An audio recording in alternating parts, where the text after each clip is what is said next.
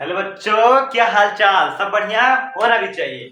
अब हाल चाल बढ़िया है तो अब हम लोग पढ़ेंगे क्या। मैंने जरूर बताया था कि आपके चैप्टर का क्लास 9 के केमिस्ट्री का सेकंड लेसन का एक अध्याय खत्म, एक सीरीज खत्म, एक सेशन खत्म। अब दूसरा सेशन आता है, उसके एपिसोड चालू करें वेब सीरीज के।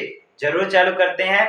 और आपका अध्याय जो है ना, वो उसका नाम है सप्रेशन ऑफ मिक्सचर। मतलब अब मिक्सचर भी जितने भी होंगे उनका सप्रेशन कैसे करेंगे, और 3 टाइप के मिक्सचर का सप्रेशन हमको पढ़ना है।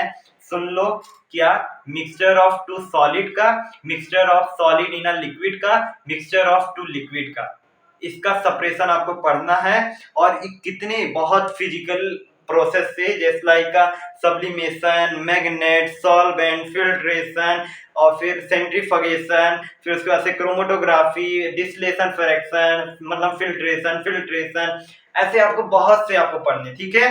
कहीं कहीं जाना नहीं है, फाइनल हो गया, ये सब चीजें पढ़नी है, ठीक है। और जल्द से जल्द हम खत्म करेंगे। और कौन कितना पढ़ना, मैंने आपको सारी चीजें बता दी गई हैं। तो सबसे पहले बिना समय व्यर्थ किए हुए हम लोग बात करते हैं सॉल्वेंट से कैसे किसी दो सॉलिड का मिक्सचर को हटाएंगे। सॉल्वेंट से सुनो, अगर मैं कहूं एक ले लो शुगर और एक ले लो सैंड, दो मतलब एक शुगर सैंड ले लो, दोनों मिला लो, ठीक है। तो शुगर और सैंड ले लिए। अब मैं बोलूं कि मुझे सॉल्वेंट से हटाना है, अगर मैं सॉल्वेंट से हटाना चाहूंगा तो पानी मिलाऊंगा, तो पानी मिलाऊंगा तो चीनी उसमें घुल जाएगी, क्योंकि जो चीनी की सॉल्युबिलिटी है वो सैंड के कंपेयर में ज्यादा है पानी में, तो वो मिल जाएगी और सैंड आपका भट जाएगा नीचे। तो अब मैं अगर सैंड को मतलब ऐसे फिल्ट्रेट करूंगा तो फिर सैंड तो ऊपर रह जाएगा, लेकिन पानी चीनी वाला शुगर सोल्यूशन नीचे चला जाएगा, तो हमारा सैंड तो अलग हो गया। लेकिन अब शुगर को कैसे निकालें? तो जाहिर सी बात है, हम लोग इवोपरेट कर देंगे, उसको ड्राई कर देंगे, और जो पानी होगा उड़ जाएगा और जो शुगर होगा नीचे बैठ जाएगा।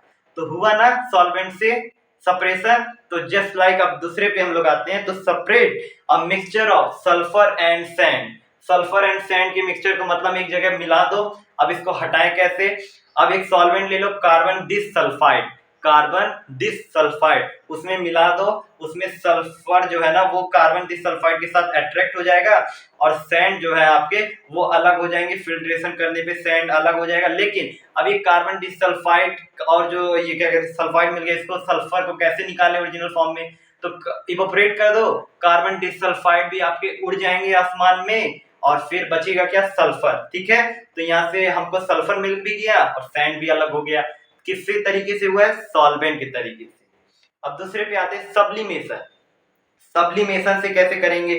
सब्लिमेशन जानते हो ना, सब्लिमेशन एक ऐसा प्रोसेस है जो हीट करने से आपका सॉलिड से गैसेस में भी बन सकता है, और कूलिंग करने से गैसेस से सॉलिड में भी बन सकता है।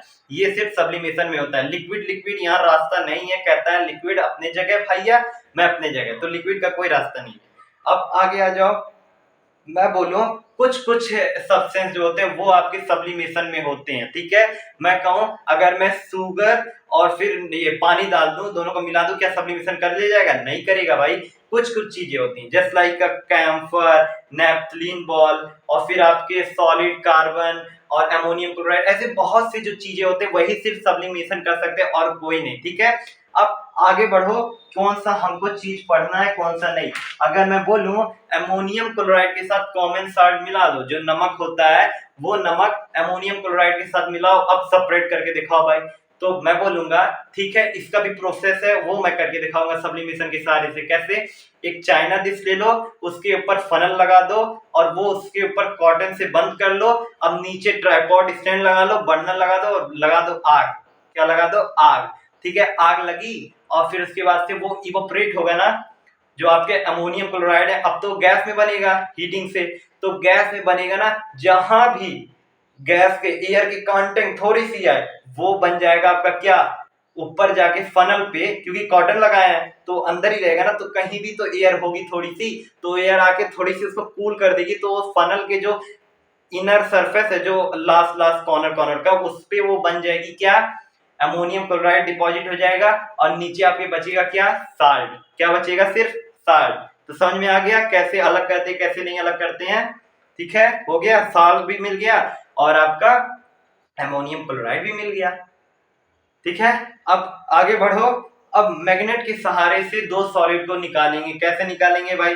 सल्फर पाउडर ले लो, उसमें आयरन आयरन की कुछ फिलिंग, आयरन की फिलिंग मतलब समझ रहे हो, आयरन की टुकड़े छोटे छोटे होते हैं, उसको ये सल्फर पाउडर में मिला दो। अब अलग से निकालो। तो भाई क्या करेंगे, हम बार मैग्नेट लेके आएंगे, सूर मैग्नेट लेके आएंगे, कुछ भी मैग्नेट लेके आएंगे, वो मैग्नेट लेके आए, ऊपर रखे, वो आयरन फिली अट्रैक्ट हो जाएगा मैग्नेट में, और मैग्नेट भी अलग, मतलब ये आपके आयरन भी अलग हो जाएंगे और सल्फर पाउडर भी आपका अलग हो जाएगा। ठीक है, अब सुनो, अब बहुत से इंडस्ट्रियों में होता है ना, हर वेस्ट में, हर वेस्ट जो होता है वो वेस्ट में कुछ आयरन होते हैं, तो उसको कैसे निकालते हैं, क्रेन आती है, क्रेन देखो, क्रेन, वो क्रेन जैसे क्रेन हो गया, कुछ कहते हैं क्रेन, जेसीबी, तो दोनों अलग होती है। वो क्रेन आती है, इतना बड़ा ऐसे डंडा निकालती है लोहे की, और उसके लास्ट में वो आयरन का स्क्रैप चिपका देती है, मतलब मैग्नेट का, वो मैग्नेट इलेक्ट्रोमैग्नेट रहता है, वो उस वेस्ट पार्टिकल में ऐसे घूमता है, सर्चिंग करता है, जहां भी आयरन का पार्टिकल मिला वो उसको अट्रैक्ट कर लेगा और वो निकाल ले जाएगा। समझ गए, वहां यूज किया जाता है। और कभी कभी कोई कोई वर्कर होते हैं ना जो इंडस्ट्री में काम करते हैं, उनके आंख में अगर आयरन चला भी जाता है गलती से, तो वहां डॉक्टर इलेक्ट्रोमैग्नेट लेके आते हैं, ऐसे ऐसे ऐसे करते रहते हैं कि कहीं भी होगा वो खुद आके इसमें अट्रैक्ट हो जाएगा। ठीक है, अब आगे बढ़े। अब सुनो, अब आपका पूरा खत्म हो गया, तीनों प्रोसेस मैंने बता दिए। फिर से एक एपिसोड कंप्लीट कर लिया, दूसरे एपिसोड पे चले। दूसरे एपिसोड का नाम है आपके separation of a mixture of solid in a liquid, मतलब लिक्विड में जो सॉलिड है उसको हटाना है। कितने प्रोसेस से हटाएंगे वो भी सुन लो, by filtration, by centrifugation, by evaporation, by crystallisation, by chromatography, by distillation. बात समझ में आ गया, 6 टाइप के हैं। अब चलो, 6 का एक अलग सब टाइटल एपिसोड बनाएंगे। क्या बनाएंगे, सब टाइटल एपिसोड। तो पहले फिल्ट्रेशन का बना देते हैं। जब हम लोग फिल्ट्रेट करते हैं ना, तो 2 चीज मिलता है फिल्ट्रेट करने से। एक उसका जो ये क्या कहते हैं, आपके जो पार्टिकल ऊपर रह जाते हैं छन्नी में, और जो नीचे आ जाते हैं वो। अब सुनो, दोनों का अलग अलग चीज है। जो ऊपर बच जाता है ना, उसको हम लोग कहते हैं रेसिड्यू, रेसिड्यू कह देते हैं। और जो नीचे हम लोग को मिल जाता है ना, उसको कह देते हैं फिल्ट्रेट, फिल्ट्रेट। ठीक है, बात समझ में आ गया, उसको हम लोग कह देते हैं फिल्ट्रेट। अब हम लोग बचपन में भी बनाते थे ना, एक कागज ले लेते थे, एक टाइप का फनल ऐसे फिल्ट्रेट करने के लिए ऐसे बना लेते थे, ऐसे करके, याद है ना कौन टाइप का, वही हम लोग फिल्ट्रेशन करते थे, और बच्चे इसको बना भी लेते थे। अब सेपरेशन बाय फिल्ट्रेशन देख लो भाई, सुनो, सैंड को वाटर में मिलाओगे, कैसे निकालोगे, सैंड तो नीचे डिजॉल्व हो जाएगा, छन्नी से जो निकालोगे फिल्टर से, उसको तो आपका सैंड ऊपर हो जाएगा, पानी नीचे आ जाएगा, तो सेपरेट हुआ ना, हुआ कि नहीं हुआ, हो गया। अब फिर उसके आगे भी जानो, उसके आगे आपका ये फिल्ट्रेशन हो गया। चॉक और वाटर भी देख सकते हो, चॉक और वाटर भी ऐसे कर सकते हो आप लोग। और फिर उसके बाद से सैंड एंड वाटर भी मैंने बता दिया। और फिर हेट्रोजेनस मिक्सचर ही तो है, मतलब हेट्रोजेनस मिक्सचर आपके जितने भी हैं वो फिल्ट्रेशन से हो सकते हैं। ठीक है, अब उसके आगे भी आप लोग देखोगे कि आप जब भी चाय बनाते हो तो उसमें चाय पत्ती होता है ना, ऐसे तो पी नहीं जाएंगे चाय को, चाय पत्ती को हटाने के लिए भी छन्नी लगाते, चाय पत्ती ऊपर चाय नीचे। ठीक है, अब आई होप कि आपका फिल्ट्रेशन भी पूरा खत्म हो गया है। अब आ जाओ, देखो अब आ जाओ आपके सेपरेशन बाय सेंट्रीफ्यूगेशन। ठीक है, मतलब अब सेंट्रीफ्यूगेशन का मेथड यूज करेंगे। पहले सुन लो, हमारे घरों में जो इतनी पानी होती है ना, वो कोई पूछे जो पानी बाहर से आता है आपके घर में, कभी सोचे वो पानी कहाँ से आता है, वो रिजर्व होके आता है। एक रिजर्व लेक होता है, ये सी होता है, वहां से पानी को हम लोग निकालते हैं और फिर उसको बहुत फिल्टर करते हैं। 5-6 प्रोसेस से फिल्ट्रेशन होता है। सेडिमेंटेशन टैंक जाता है, फिर सेडिमेंटेशन से लोडिंग टैंक जाता है, लोडिंग टैंक से फिर फिल्ट्रेशन होता है, फिल्ट्रेशन से क्लोराइजेशन होता है, ऐसे बहुत से, लेकिन सारा आपको क्या बताना है, सिर्फ फिल्ट्रेशन से। अब सेंट्रीफ्यूगेशन पे आ जाओ। ये सेंट्रीफ्यूगेशन क्या होता है, सुनो, centrifugation is a method for separating the suspended particle of a substance from a liquid।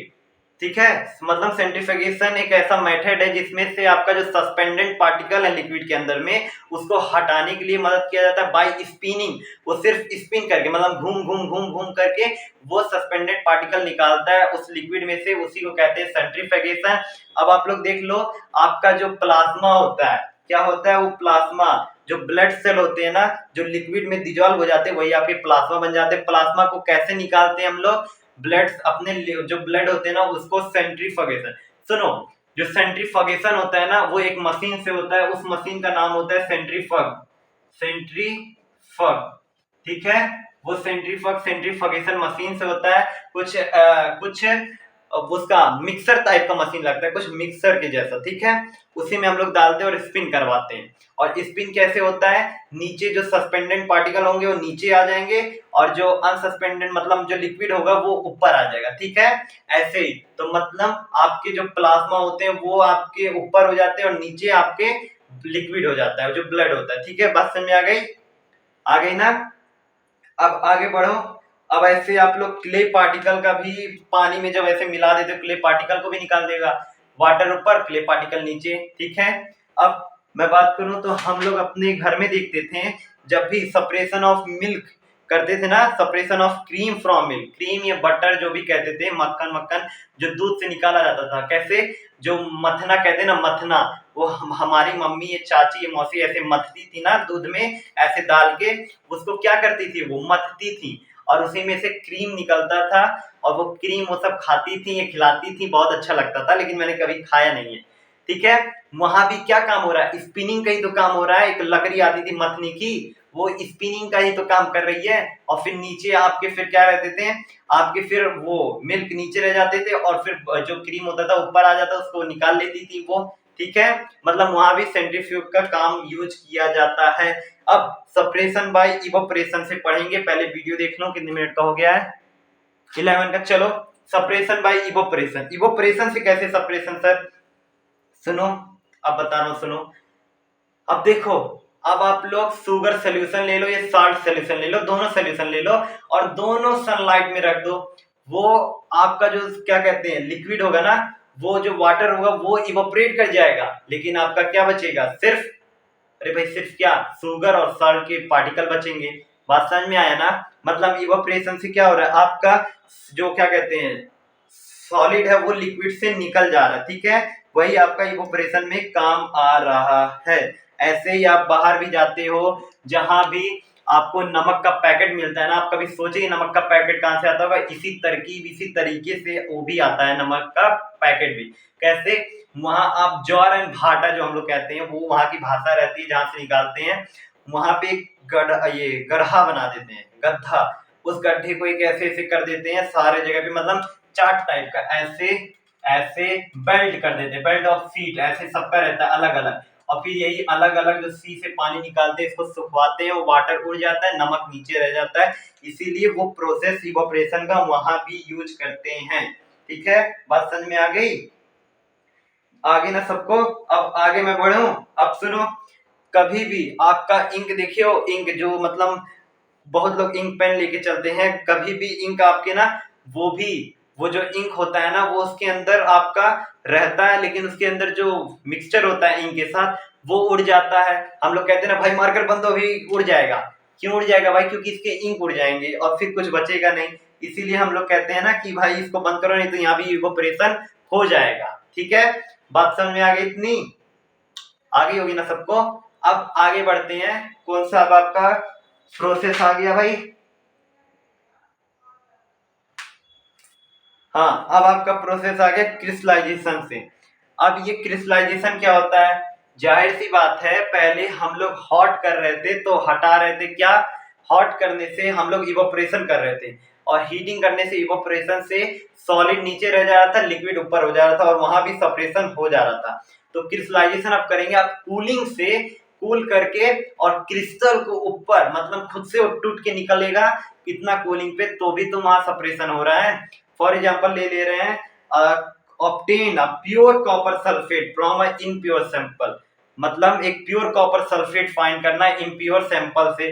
कैसे फाइंड करेंगे, पहले दोनों को मिक्स कर लो, उसको थोड़ी देर के लिए हीट कर दो, ठीक है, जिससे आपका जो भी कुछ होंगे वो उड़ जाएंगे।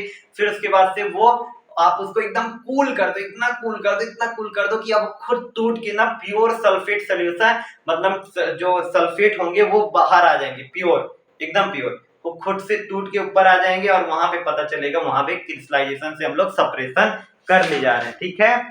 कोई दिक्कत किसी को नहीं होना चाहिए मेरे हिसाब से, ठीक है। अब क्रोमेटोग्राफी सुन लो, एक और सेपरेशन हो गया क्रोमेटोग्राफी। अब ये क्या होता है क्रोमेटोग्राफी, देखो एक हिंट दे रहा हूं, अगर कभी भी ना क्रोमेटोग्राफी का यूज किया जाता है फॉर सेपरेटिंग अ टू और more dissolve solid in a liquid, मतलब जब भी दो या दो से ज्यादा सॉलिड लिक्विड में डिजॉल्व हो जाते हैं तब वहां पे हटाने के लिए हम लोग क्रोमेटोग्राफी पे यूज करते हैं। वो कैसे होता है, अब देख लो भाई, एक आप ब्लैक इंक ले लो ना, वो ब्लैक इंक में बहुत से कलर होते हैं। आपके ब्लैक इंक में रेड हो जाएंगे, पर ये स्काई ब्लू हो जाएगा, ग्रीन हो जाएगा, बहुत से इंक होते हैं, ठीक है, 3 या 4 होते हैं। तो उसको कैसे जानेंगे भाई, तो फॉर एग्जांपल मैं दे दे रहा हूँ, एक आपका आता है फिल्ट्रेशन पेपर, वो फिल्ट्रेशन पेपर लगा लेना, पहले ले लो, उस पे एक पॉइंट बना देना स्केल से, वो क्या नाम है, पेंसिल से।